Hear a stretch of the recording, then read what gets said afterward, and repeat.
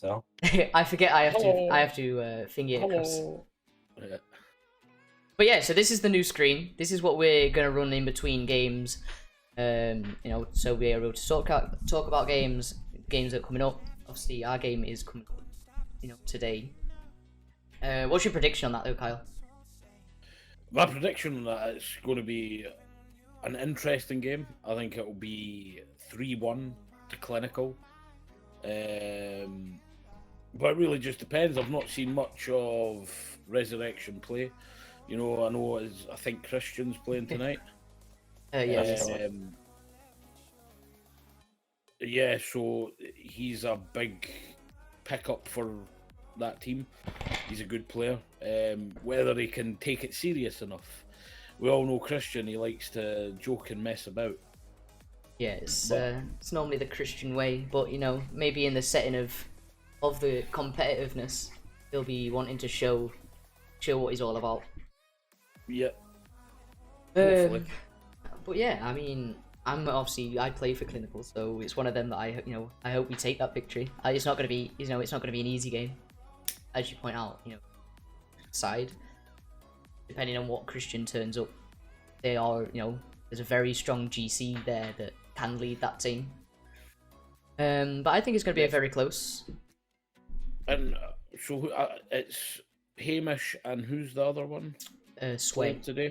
Sway. Oh yeah. So yeah, that's, you know, it's I don't know much about Hamish. So yeah, he's pretty good. So yeah, it should be tight. If you can keep it together and not laugh your asses off too much and joke about yourselves. We go about the way that we go about scrims, then we might be doomed. I might be crying. But no, we normally have a different mindset. It's the same with Clinical last season, you know. You boys weren't strong with scrims, but going into games you were, you know, a lot stronger.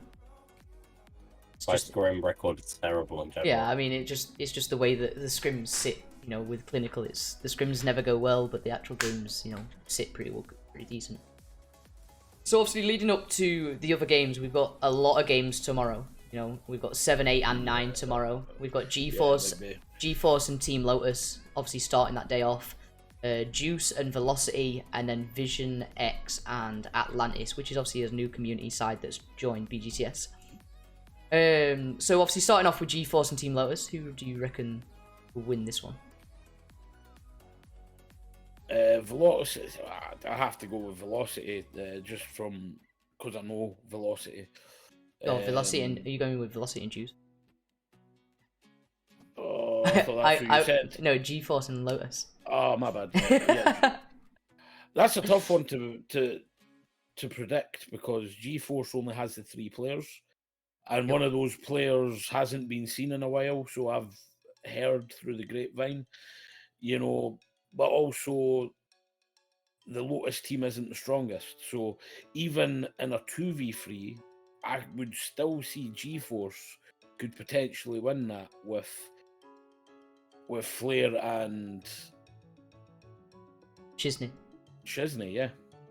Yeah. So I'm going to say if the full GeForce team show up, they should win it.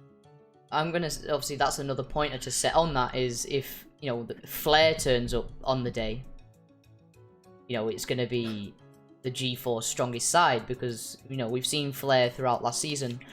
When he's on his game, he's very good. But when, you know, he's disappeared in games and, you know, Shizney's having to hold that team together, that's when GeForce seem to fall apart. So yeah, obviously mine's a GeForce victory. Just obviously we don't know a lot about Lotus. You know, obviously we get the upper hand on this because we've, you know, rank checked everyone. We know what ranks everybody is. Yeah. So we get the upper hand on this anyway. Fucking chat's going mental for you, Kyle. I know. So obviously we get the upper hand on this anyway. So I'm gonna go with GeForce myself. Just the fact that we don't know a lot about Lotus, but Lotus could change a lot of people's mind going into that game. You know, depending on what they do. So obviously now the next one, obviously you've already mentioned Velocity. So Juice and Velocity. Yeah, I have to go with velocity. Well, yeah, even velocity without Trident, I think still could be strong enough. Yeah. Do you reckon they've had enough game time together though? Also, the chemistry is not going to be there just because obviously Trident's played most of the scrims. You know. Yeah, but is it Jax? Who's your replacement for him? Jackson. Jaxie, right? Yeah. I think he has played a few scrims away from, and he's been playing a lot of 6-mans, you know, so he's been putting in the time. You know, yeah, that's not with his main team, the 6-mans, but it's still good practice. And you know, but Juice have been scrimming hard as well. You know, Taku, he's recently, so I've heard, just sort of scraped into the GC, the lower GC bit. But once again, it's whether he can keep if Taku can keep his calm and cool head on, which I think we've all yet to see happen. I think he's been raging every game. I mean, that's normally the way that, you know, Taku goes in games, but you know, we covered this over the first episode of, you know, the podcast that we did. You know, if that team can keep their head together, it's a very strong side. But they've got to keep their mindset in a decent place. And this is where the commentator difference comes, because I'm going to go with Juice on this one. Obviously, I already pointed out at the start that, you know, the chemistry isn't there fully with that team. You know, Jax has played, you know, 6-mans, fair enough, but he's not played with the, you know, the 2 other players within that team. You know, so that for me isn't a big downfall. You know, every player is very, very adaptable. But I think that Juice just have a little bit of an edge on that one, on game week 1. I'm gonna agree with Brooks, by the way. I think Trident keeps his team together, his randomness of play. I think without him, they're gonna be missing a crucial part of how their team plays. But that's another point that you just pointed out. I get Juice's way. Trident, you know, is, you know, a very unpredictable player. You know, he's improving himself, but the things that he does at times is very unpredictable, and that's what adds that little bit of difference to velocity. But I mean, we'll see how we go. See what happens. I feel like Stealth and Toxo on their own could win a 2v3 versus Juice. You're going to say that it's your team. Yeah. But That's you know, we'll find out tomorrow at 8 o'clock on that one, because obviously me and Kyle will be covering it anyway. So next up is obviously the new team in BGCS. The new community team is Atlantis, and then Vision X. What's your output on that one? You can go first, Reptic. Oh, fucking hell, what's the team? Sorry. Vision X and Atlantis. So, I mean, I feel like I'm gonna have to go Vision X because we know nothing about Atlantis. And then Dorpot's a good player. I've seen him in RSC before. Obviously, GCI is another like good mid player. He's been around for ages. Very consistent in leagues. Not outside of leagues, but when he gets to the actual important games, he plays great. And then you know, Cryptic's new. He's shown me some. Well, Cryptic's fucking down with TCN. But who's the other champ? It's a new champ, so Brain Rootage. Yeah, okay, I don't know about him. Oh, I've seen him play once, and he seems really strong as well. Obviously. So I think surely just because I've seen Vision X play another other team, I'm gonna have to go with them. Fair enough. Fair point. Yeah. I'm going to go the same. I think Vision X, obviously they've got a new champ, but I think they were done dirty in all the predictions, because right after we done the predictions on Saturday, I scrimmed them, and they were very solid. You know, it was a close 3-2 win that we got. They were very strong, very solid, and it really is on GCI. If he can play at a consistent level and he doesn't start singing mid-scrim or mid-match, you know, and just keep focused, I think that I think they'll win 3-1 or 3-2. Oh yeah, I didn't get my prediction. I think 3-1, sorry. Okay. I mean, I want to agree with you guys with going Vision X. Just because it's the easy option for, you know, knowing certain people. Obviously, you know people outside of BGCS, Reptic, you know, the two people that are on the team. And then obviously we've seen a couple of players play within this community, you know, GCI, you know, there is also Grizz as a sub, you know, never know whether he's going to play. But I'm going to flip on his head and go with Atlantis. You know, I put him at the top of the prediction table because obviously I didn't know, you know, we still don't know that team. Looking at ranks, they're a solid team. We've not seen them play. It's just based on ranks. So mine's a new team, new play style, new set of players that everyone's not used to. And I don't know how adaptable Vision X are to that. So for me, it's going to be Atlantis. But I still think it's going to be the close game. So I think it's going to be 3-2. But obviously I'm going the opposite way. So I'm going 3-2 Atlantis. Outrageous, but fair enough. I mean, yeah. I mean, sometimes it is. You have to be outrageous in this. You know, just because of, you know, the players that are coming in. You know, we don't know anything about this team. But this is the other option that I said, is Atlantis could very much fall flat on their face and go the opposite direction and not do well at all. But I'm going to put myself on the line for the first week and say Atlantis 3-2. And then, yeah, it's very bold. But I'm glad you're sticking by your original prediction. Yeah, week. I mean, I can't throw myself under the bus and straight away after that saying that, and then, you know, actually no, I'm going the opposite way. But yeah, I stick with Atlantis. So then also we come on to, you know, your team, Kyle, Team Euphoria, and Fearless 5. What are you saying? Go ahead, Phil. It's hard to know that because I've not seen any. Obviously, I know Tornado, good player, but the other two I don't really know. I don't think in the team. Well, Fearless is playing, not Furious. Yeah, Furious and Tornado, you'll know.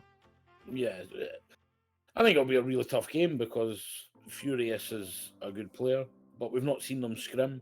Don't know how much they. Well, I know that they've not played much together because Tornado told me that. I'm going to go for a 3-1 win for us. Okay. Nice. I think we've got what it takes. Haz is phenomenal. Just mechanical, quick. Aqua's for a champ is the same, very mechanical, quick. And then there's me who can just tidy up the back, you know, and sneak a few goals in from their hard work. Fair play. So obviously moving on to you then, Reptic, who are you going with? It's going to sound like I'm copying, but I mean, I don't really know what else to say. I've seen like maybe one scrim from Fearless 5, like I need to heard about it. I can't remember if I've actually seen it. But obviously I know everyone on Euphoria has his mental mechanical player. You can do everything possible in Rocket League pretty much to get that ball in there. Lovely singing that. Aqua's that ground player, same with Kyle. And I mean, yeah, and Fearless 5, as I said, we haven't seen much. So yeah, I'm gonna go with the easy option. I'm gonna say 3-1 Euphoria. Okay. Right. So, I mean, I agree with this one. To be fair, I wanted to go the opposite direction.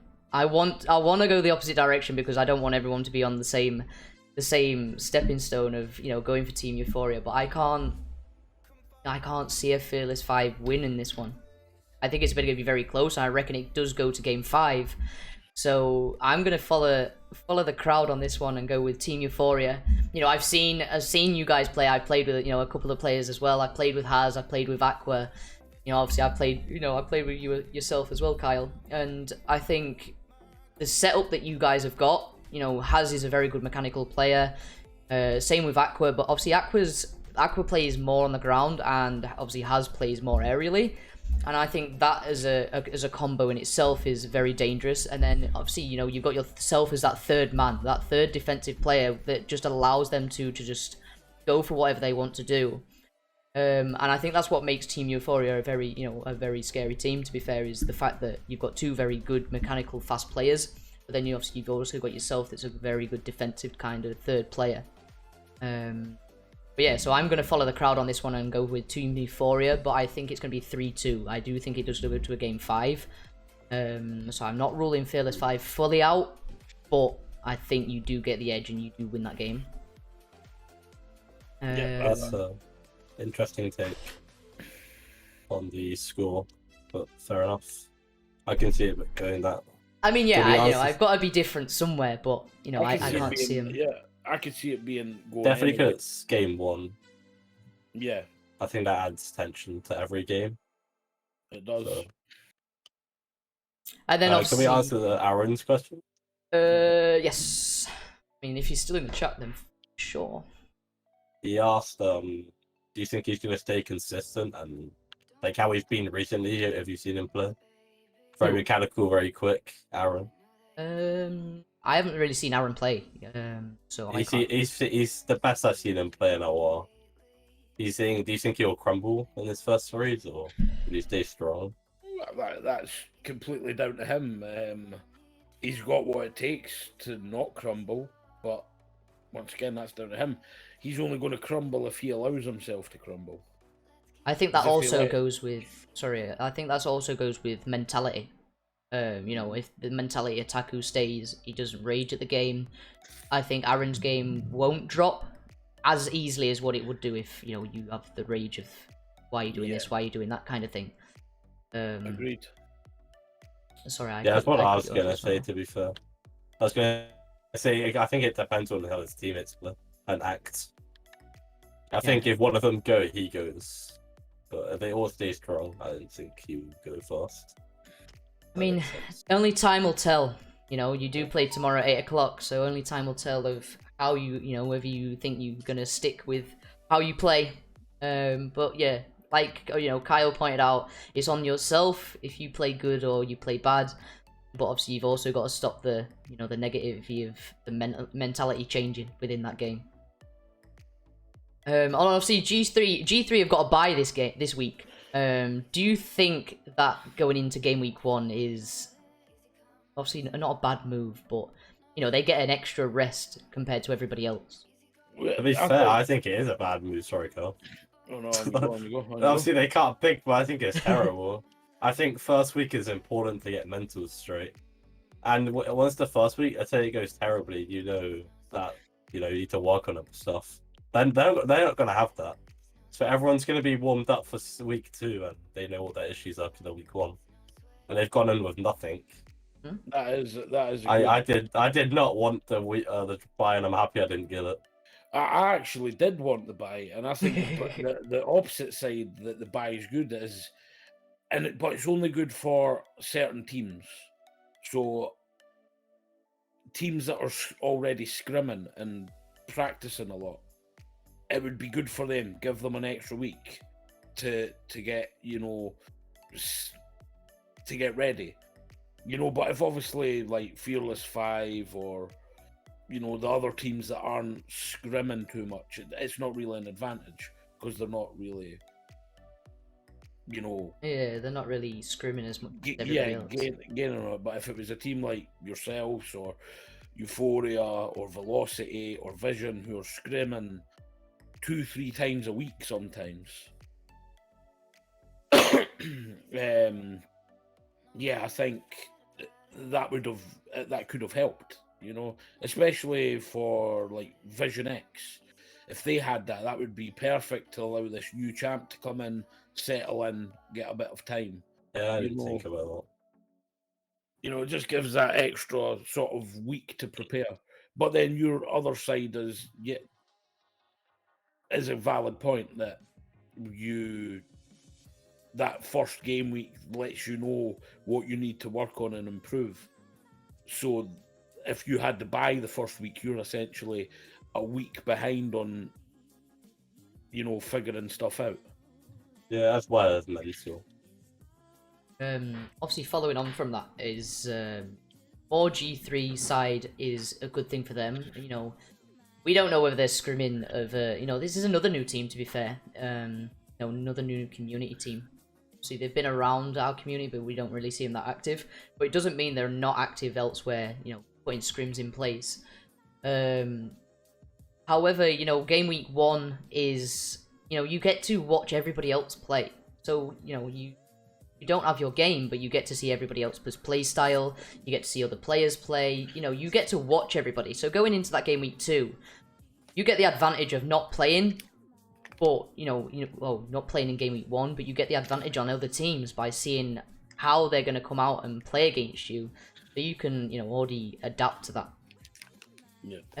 But, you know, like you say, flip side of that is, you know, you may not have enough, you know, you may not scrim, and you're just there for that one game week. You turn up and play, and then, you know, that's the downfall to that, is it could go the opposite way and fall apart altogether.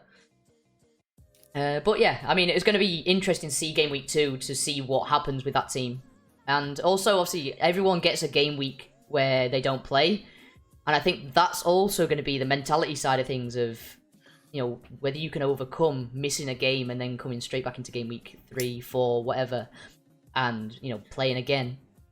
It's going to be interesting. I think the worst time to get the bye is the last game of the season. That's definitely the worst time to get. No, I don't know. Yeah, the hype towards the end of the season, and especially In that sense, yeah. But you know, I think it especially depends. Sorry. especially if you're near the top. Yeah. And say you are top, but you've played all your games, and then there's teams that could go above you with the last game of the season. Well, no, you get 3-0, right? The bye. No, Well, it's there's nothing. Yeah, it's nothing. You could give 3, but I would say you'd get no points. I don't know how that's running. Because you're not playing anybody. Yeah, so How can you get- everyone would just get 0 points. Yeah, okay, I didn't know how that was running. Yeah, okay, fair enough. Because obviously, if, you know, it could be the fact that, you know, if, say, Team Euphoria are top, you know, by 3 points, and then the bye week, the bye week get 3 points for winning, and then obviously Team Euphoria lose, then the team that have got the bye week wins the series. Yeah. You know, it's going to be annoying. So we've done it the opposite way. So we've done it where you get 0 points for... Yeah, that's game. understandable. You know, you haven't played, so you don't get... But then another round of that is if we were winning by 2 points, but we had no last game week. We were at the top, so we just have to sit. All you can do is sit and wait. I feel like that's On bad, results. but I still think getting it first is worse. I think that's unlucky if you get it on the last one. But... Yeah, I think it's, you know, it depends on, you know, on teams of when they want it and how that, you know, depends on the teams, depends on the mentality of that team. But yeah, it's going to be an interesting series. It's going to be an interesting game week 1. Like I say, it does kick off today at 10 PM. So if you are around, then I suggest that you tune in. And I mean, like you said as well, Kyle, you know, the fact that we're, you know, I'm kicking the series off, you know, the team that, you know, created kind of thing is kicking it off. You know, the team that you created as a, you know, co-founder. You know, I'm playing in that team. I think it's worked out very well that, you know, it got to be the first game of the game week 1. Ideally, Yeah, the first game would have been. I would have, if finished were still in it, I would have been like, they are the first game. Yeah. Like they have to be the if scheduling worked out where everyone. But that's the thing, you know, scheduling this time round. Obviously, we were supposed to be, I think, the last game of the game week. So scheduling's kind of, you know, sorted itself out and put us in front. No worries. No. But that's why it's first grizz is everyone had to, you know, change game time, you know, to fit everyone in. So this is the perfect time. Obviously, I stream to that time anyway. You know, pretty much our team is around till early hours of the morning anyway. So for us, it's whenever we can play. Literally, It'll be on any YouTube, point. But yeah, you know. And to answer Wolf's question, that's the buy. That's no team's logo. Yeah, I'm working my way back up the chat to see what people have put. Toxo put, having a later game week where you don't play is better because you can fix mistakes you have made in the week you have off and practice more. I assume he means not the last game, like mid. But I think for that, I think the early, you know, mid-week, you want that in mid-series, so you want that like game week 4 or game week 5 is when you want your thing. So you have a bit of time. After a bad loss is the best time to get that. Yeah. Like a game where you should have won but you didn't win. And then Trident also, obviously covering over G3 real quick, is we beat them 4-0 twice. I don't think they will do the best in BGCS, in my opinion, but they can improve, and they did have decent chemistry, so they will improve throughout the season, I believe. And I think that's the same for any team, though, Trident, is any team can either fall off or improve dramatically.